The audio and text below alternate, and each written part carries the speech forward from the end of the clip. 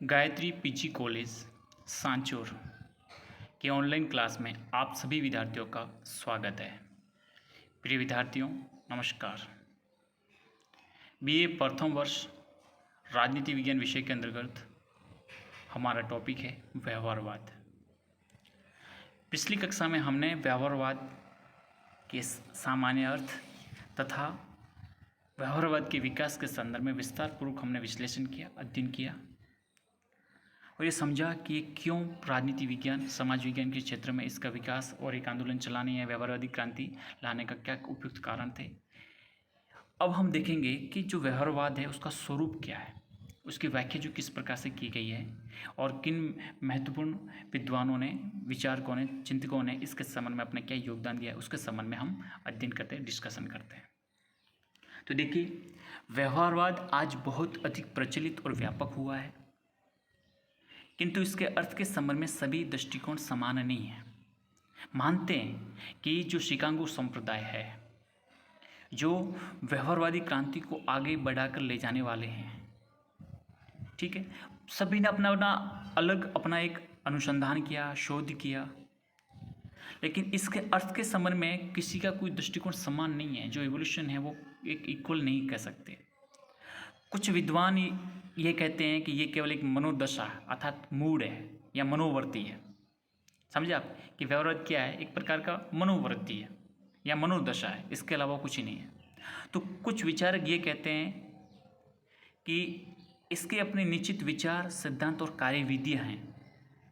तो अब किसकी क्या है, कौन सा वास्तविक सत्य है, ये तो हम सब इवोल्यूशन करें तब पता चलता है, लेकिन इसके जो विद्वान हैं उनमें किसी प्रकार की समरूपता नहीं है। सब अपना अपना अलग अलग दृष्टिकोण स्पष्ट करते हैं, बताते हैं, ठीक है। कुछ बताते हैं मनोवर्ती है, तो कुछ कहते हैं नहीं, ये तो पर्टिकुलर एक आइडियोलॉजी है, एक थ्योरी है और इसके अलावा और कुछ नहीं। तो देखो ये चीज़ है। अब सेकेंड वर्ल्ड वॉर बाद और विशेषकर जब बात करें 1960 के बाद, व्यवहारवाद के साथ ही एक उपागम और एक चुनौती, एक अभिनवीकरण और एक सुधार आंदोलन, एक विशेष प्रकार का अनुसंधान, एक जमघट जमाने वालों की पुकार के रूप में माना जाता रहा है। आप समझ सकते हैं, अलग अलग नामों से जाना गया, क्योंकि इसके प्रमुख जो हैं योगदान देने वाले, इसके जनक माने जाते हैं डेविड स्टेन। तो आप समझ सकते हैं कि किसी ने कहा कि ये तो एक बहुत बड़ा उपागम, एक चुनौती के रूप में, इसको चैलेंज के रूप में, एक न्यू क्रिएटिव के रूप में, अभिनवीकरण के रूप में, एक रिफॉर्म मूवमेंट के रूप में, सुधार आंदोलन के रूप में, एक अनुसंधान या फिर यूँ कहें कि एक समान कार्य की सिद्धि के लिए एक जगह पर इकट्ठे होने वाले सभी लोगों की एक साथ पुकार, इसको सब अलग अलग नामों से जान सकते हैं, अलग अलग विचारों से उसको समझ सकते हैं। लेकिन व्यवहारवाद ने अनिश्चितता की इस स्थिति को पार कर लिया। अब इसके अर्थ पर्याप्त निश्चित हो गए, सामान्यकरण किया गया, तो कुछ पर्टिकुलर बातों को इसमें स्थायी दिया गया है। इसलिए किर्कपैट्रिक ने व्यवहारवाद के स्वरूप की स्पष्टता और विशुद्धता के साथ विवेचन किया और उन्होंने बताया कि सब विचारकों जो इसमें योगदान देने वाले हैं, जो महत्वपूर्ण जो विचारक हैं, उनकी सबको बातों का अपन इवोल्यूशन करें, एक सामान्यकरण करें, तो हमें कुछ व्यवहारवाद की स्पष्ट कुछ विशेषताएं दिखाई देती हैं, कुछ उसके लक्षण दिखाई देते हैं, वो किस किस प्रकार से समझते हैं। पहला कि यह इस बात पर बल देता है कि राजनीतिक अध्ययन और शोध कार्य में विश्लेषण की मौलिक इकाई संस्था न होकर व्यक्ति होना चाहिए। आप देखेंगे परंपरागत राजनीति विज्ञान में संस्थाओं का अध्ययन होता था, लेकिन अब वो बदल कर किस पे आ गया है? व्यक्ति पर आ गया है।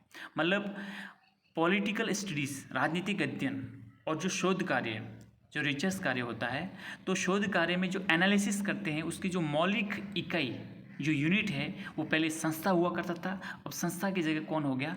ह्यूमन हो गया, व्यक्ति हो गया। आई बात समझ में? और व्यक्ति का अध्ययन किया जाना लगा, व्यक्ति के अध्ययन पर बल देना प्रारंभ किया गया। आई बात समझ में? तो अब संस्था ना होकर क्या हो गया? व्यक्ति हो गया। पहली विशेषता झलकती है।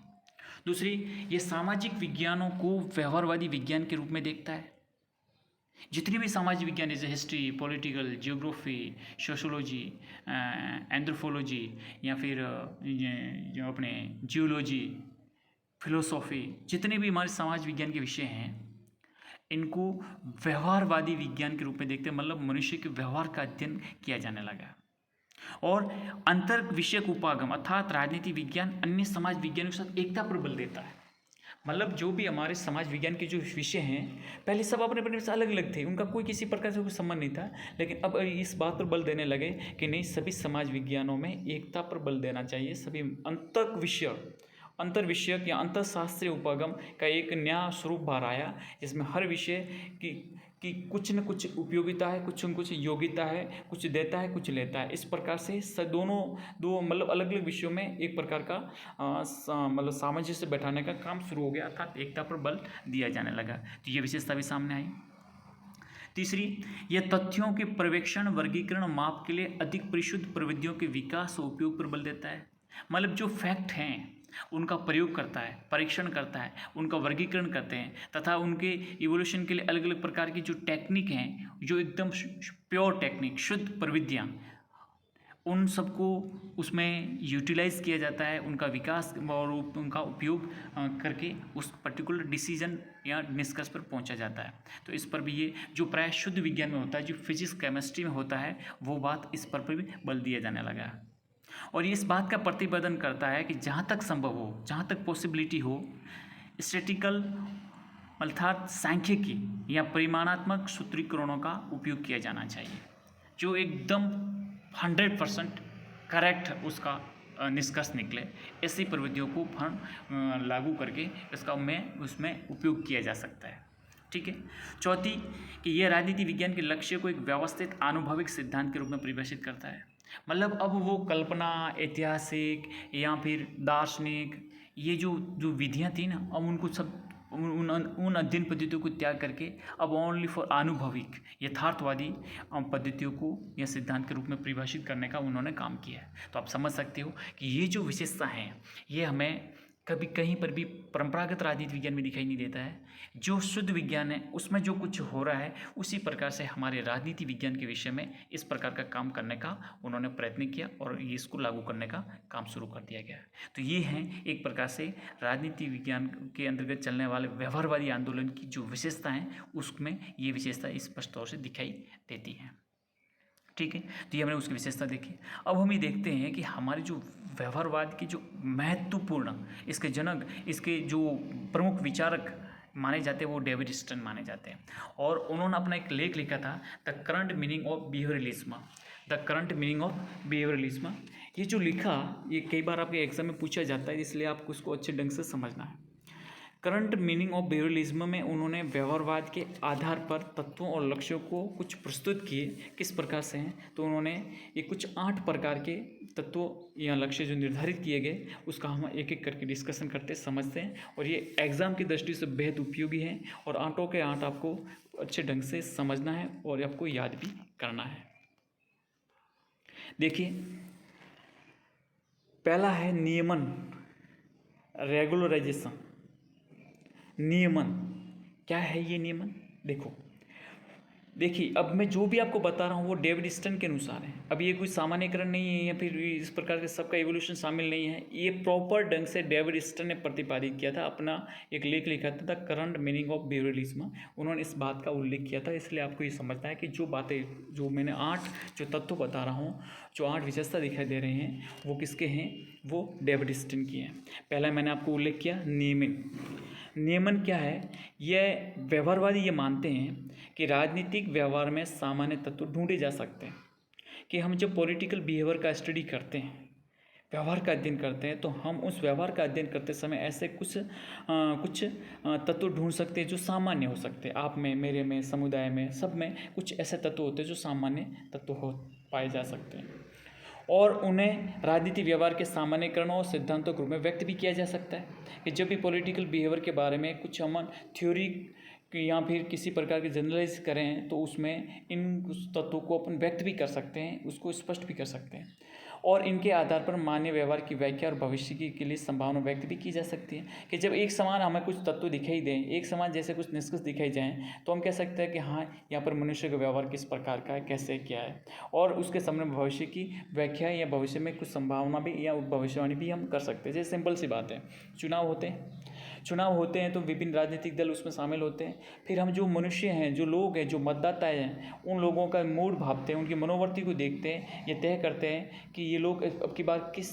राजनीतिक दल को चुनाव मतलब उसमें विश्वास करते हैं, उसको किस राजनीतिक दल के प्रति उनका झुकाव है और कौन सा राजनीतिक दल यहाँ से चुनाव जीत सकता है।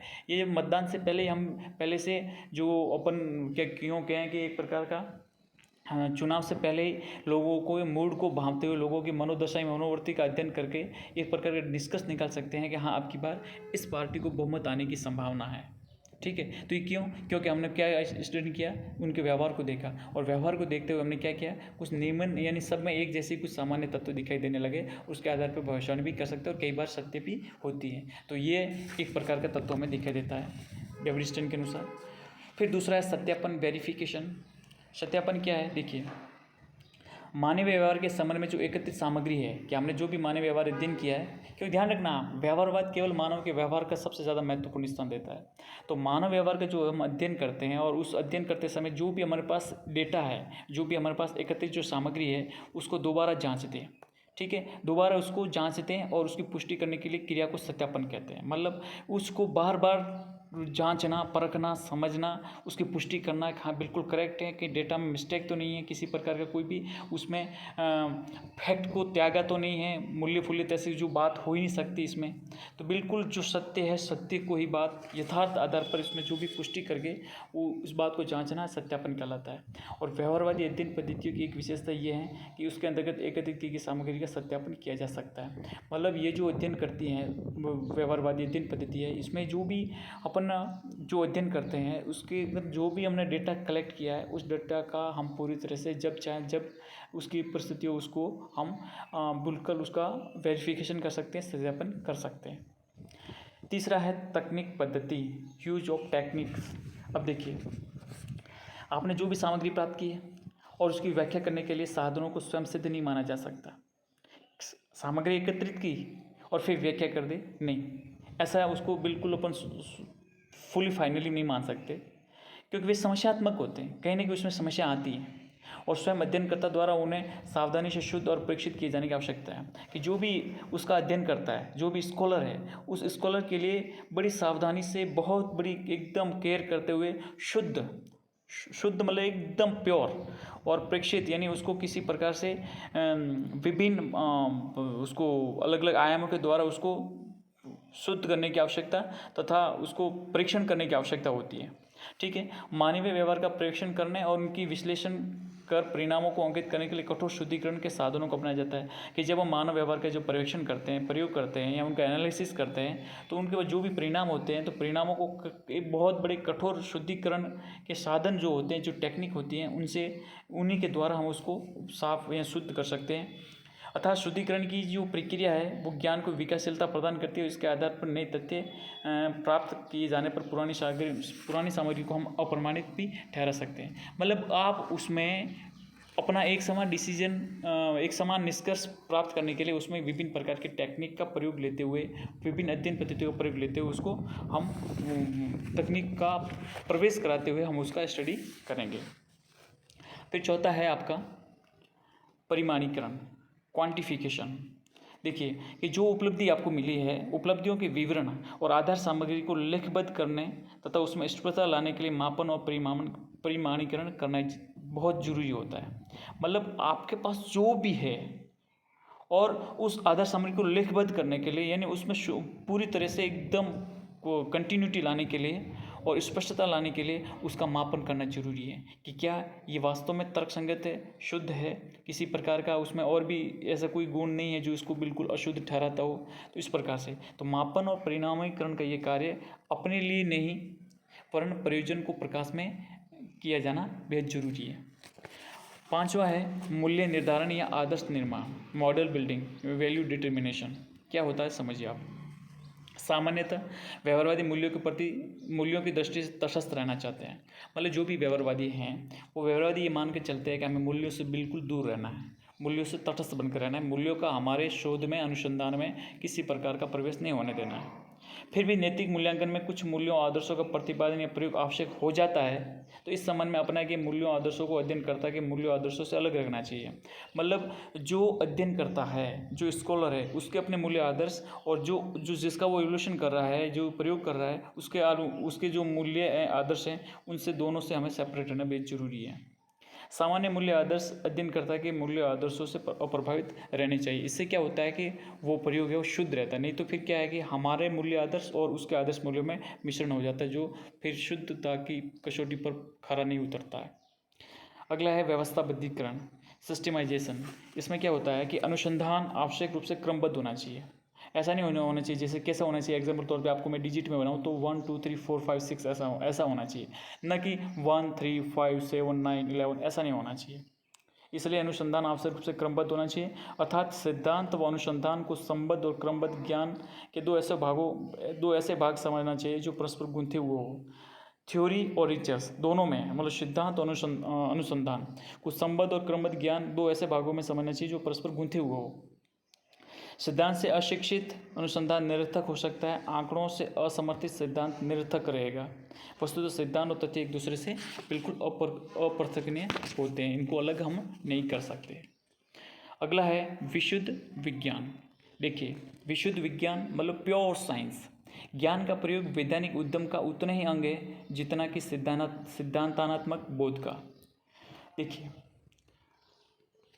हम जो भी नॉलेज प्राप्त करें, जो ज्ञान प्राप्त करें, वो वैज्ञानिक उद्यम यानी उस एक प्रकार से यूँ कहें कि वैज्ञानिक कसौटियों पर खरा उतरा हो, ठीक है। लेकिन तार्किक रूप में राजनीतिक व्यवहार का बोध और व्याख्या पहले ही आते हैं और ऐसा आधार प्रदान करते हैं कि जिसके बल पर समाज की महत्वपूर्ण व्यावहारिक समस्याओं को सुलझाने की चेष्टा की जा सकती है। मतलब आर्ग्यूमेंट के तौर पर तार्किक रूप से राजनीतिक व्यवहार का, जो पॉलिटिकल बिहेवियर का जो हमें ज्ञान होता है, जो बोध होता है, या फिर जो व्याख्या पहले की जाती है, और फिर उसमें ऐसे आदान प्रदान करते हैं कि उसके बल पर समाज की महत्वपूर्ण व्यावहारिक समस्याओं को सुलझाने की चेष्टा की जाए, ताकि समाज के लिए उपयोगी हो सके, समाज के लिए वो कुछ महत्वपूर्ण हो सके कि हाँ, हमने इस सामाजिक समस्या को सुलझाने में बहुत बड़ी भूमिका निभाई है। इसलिए इस प्रकार से ये पूरी तरह से शुद्धता पर बल देते हुए समस्या के निदान पर ध्यान देता है। और अंत में है समग्रता, इंटीग्रेशन। व्यवहारवादियों की ये प्रमुख मान्यता है कि समस्त मानव व्यवहार एक पूर्ण इकाई है, क्योंकि अध्ययन किसका किया गया है, मानव का। तो मानव व्यवहार को उन्होंने एक होल यूनिट माना है, पूर्ण इकाई माना है, और उसका अध्ययन खंडों में बिल्कुल स्वीकार नहीं करते हैं। व्यवहारवाद के अनुसार मानव व्यवहार में एक मूलभूत एकता पाई जाती है, और इसी कारण विभिन्न समाज विज्ञान परस्पर अत्यंत समीप है, और राजनीतिक व्यवहार का अध्ययन भी जीवन के विभिन्न पक्षों के संदर्भ में किया जाना चाहिए। तो इस सूची में व्यवहारवादी पंथ के सभी प्रमुख आधार आ गए, और उपयुक्त सूत्र अनुसंधान के परंपरागत और व्यवहारवादी ढंग में प्रमुख अंतरों का प्रतिनिधित्व करते हैं। लगभग सभी व्यवहारवादी कम या अधिक मात्रा में इसको स्वीकार करते हैं। तो ये जो हमने विशेषता पढ़ी, ये है डेविड ईस्टन की, जो लक्षण के तौर पर उन्होंने व्यवहारवाद के जो उसके तत्व के रूप में हम स्वीकार कर सकते हैं, ठीक है।